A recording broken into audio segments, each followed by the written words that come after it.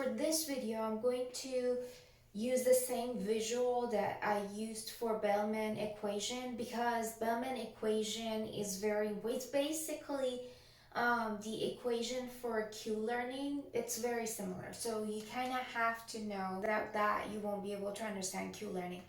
Okay, so we said that in Bellman equation, we're going to recursively solve the problem, right?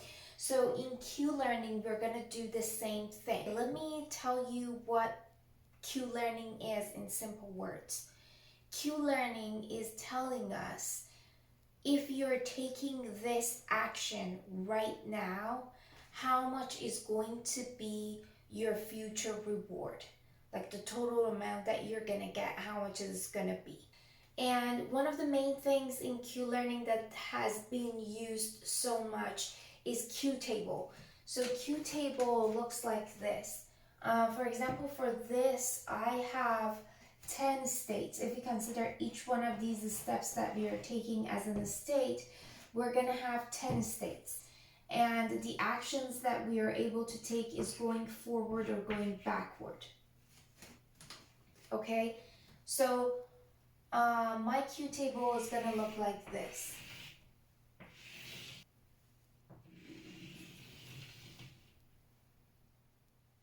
Okay, so I have going forward or going backward.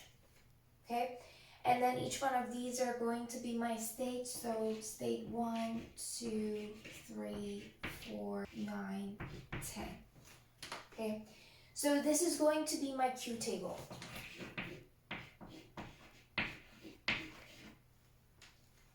We're simple and straightforward. We just have the actions on the top and we have the state on the side.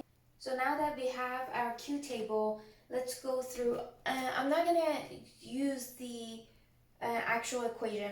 We're going to simplify it. We said that the main idea is that you're getting the cumulative reward from each action that you're taking in each step, okay? So, and also for simplicity, I'm not going to talk about going backward. I'm just going to fill up the Q value with going forward. So if we are looking at the Q learning formula, the simplified form of it is just the cumulative value, right? Initially, I don't know what the values are in each one of these. Like for example, if I am at state 8, the cumulative reward is going to be 8 plus 9 plus 10. Okay, so that is 19, that is 27.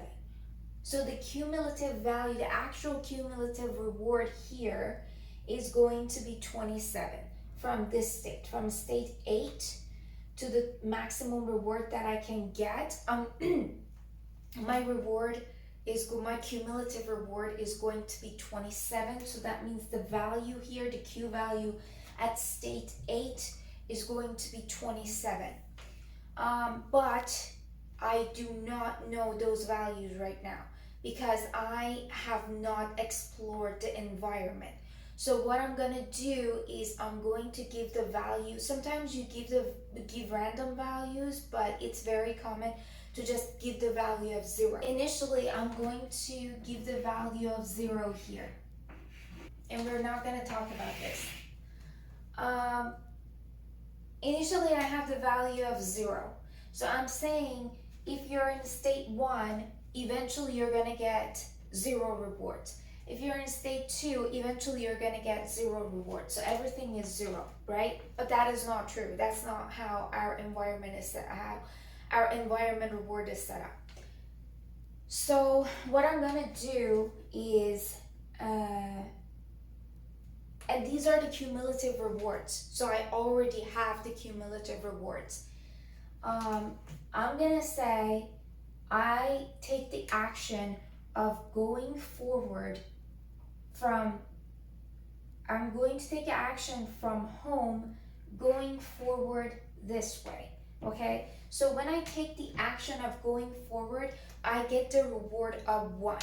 And then 1 plus 0 that I already have here, this value is going to be updated and be 1.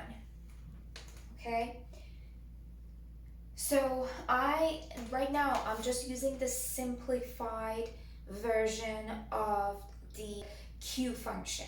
So I'm not having any hyperparameter. After this, I'm going to explain each one of those hyperparameter, which is gamma, alpha, epsilon, and epsilon decay. I'm going to explain those afterwards. So right now we're just going to look at how the table is getting updated without any of those hyperparameter, with just the cumulative rewards. So right now I updated that, and then I'm going to state 2. Actually, you know what? This is such a big table. I think if I will just update it till maybe 3 or 4, just to be a little bit more clear. So then right now I'm in a state 1, okay? And then I'm going to again take an action forward. So when I take an action forward, I'm going to land in state 2, and the reward for state 2 is 2. And the cumulative and the already cumulative reward that I'm saying I'm gonna get till the end is 0. But I got 2, okay? So there is a discrepancy again. But now I have the cumulative reward of 0, and then my current reward is 2. So 2 plus 0 is a 2. So this is gonna get updated and become 2. And then we keep going forward until we said we're gonna stop at 4. Okay, we're just gonna wanna reach here. And then, so that way, these ones are gonna get updated. This is gonna be 3, and this is gonna be 4, okay? So at this stage, I have 1, 2, 3, 4. The cumulative reward for each one of these are like that. Okay. And then I'm going to go through this one more time. This time, the values are gonna be different. So I move forward to state 1. When I go to state 1, the cumulative value here is not 0 anymore, it's 1. So 1 plus 1 is going to be 2. And when I'm moving to the next state, I am getting a 2 here, and the value that was already there, the cumulative value is 2, so this is going to be 4. And then I'm going to the next one, the value is 3, and the cumulative value is 3 too, so I'm gonna get 6 here. And then 4 is the final one.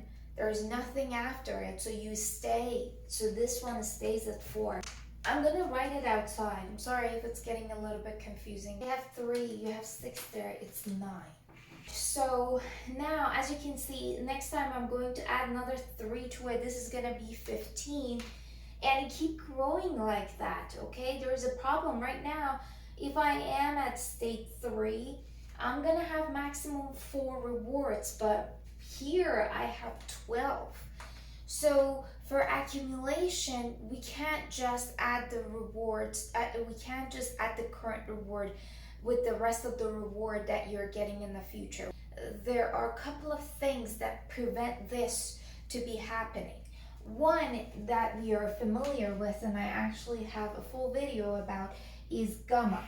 Gamma is a discount factor that we talked about. These are hyperparameters, and you can set them to whatever you want.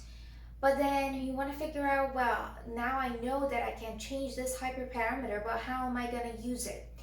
Whenever you want your agent to be short-sighted, you choose a lower gamma, okay? So for example, if your gamma is 0, your agent is just gonna see the immediate reward because the rest of them are gonna be multiplied by 0. If the future reward is not that important for you, and you don't want your agent to be focused on the future reward, you are going to choose your gamma accordingly. And then another thing that you can have here is there is a subtractive term, if I'm not wrong, which is part of the equation that you're actually taking out the reward, the current reward from the cumulative reward, I believe. If I'm wrong, I will just put something on the screen to explain it. So alpha is a learning rate. A learning rate means that what percentage of the current value you're going to take, what percentage of the new thing that you're learned you're going to apply here. So for example, here I'm not going to add them directly. There's a percentage of that I'm going to add to it. And why? So this become a little bit complicated. Let me explain it this way. For example, you have a coin. This is the fair coin. Okay, you want to see what is the percentage of you getting a tail. If your learning rate is going to be 100%, each time you're flipping the coin is either going to give you a probability of 0 or is going to give you a probability of 1, okay? And then if you apply something like a learning rate to it, these examples are not what actually uses in, these examples are not what we are actually using in reality. I am just giving it to you to become more familiar of what these terms are, like in simple term, like a simple explanation for it. So yeah, so for alpha, if it is like 100%, you're either going to get 0 and 1, and you continuously will get 0 and 1. So depending on which state are you in, like flipping the coin, you're going to say the percentage of getting tail is either 100% or 0, okay? Depending on which state that you're in, it could be either 100% or 0. But that's not true. It's actually 50% over time. When you're doing it like 100 times, 200 times, you have to get a number that is close to 50%. So your learning rate cannot be 100%. You shouldn't overwrite the previous result that you got 100%, okay? So you keep a little bit of it. Like for example, you have learning rate of 90%. So your value is going to decrease the more episode that you're playing, the more time that you're flipping your coin, the value is going to eventually decrease and get closer to 50%, because right now you're not replacing them immediately. You're keeping a little bit of the value of the previous one there as well. We have another thing called epsilon. Epsilon is basically telling you how much you explore and how much you are how much you should explore and how much you should exploit. So that means that how much are you going to take risk and figure out what is what, not going with the highest cumulative reward. Exploit means you are keeping in mind what is the reward of each one of them and choose the maximum one. So it makes sense that at the beginning, because the numbers are not truly what they are supposed to be, it's good to explore more, so we won't converge on wrong numbers. And then as you are going forward in your learning, you want to reduce the amount of exploration because you have already learned. So then you have another one that is epsilon decay. Epsilon decay makes sure that over time the amount of epsilon that you already set is going to be decreased.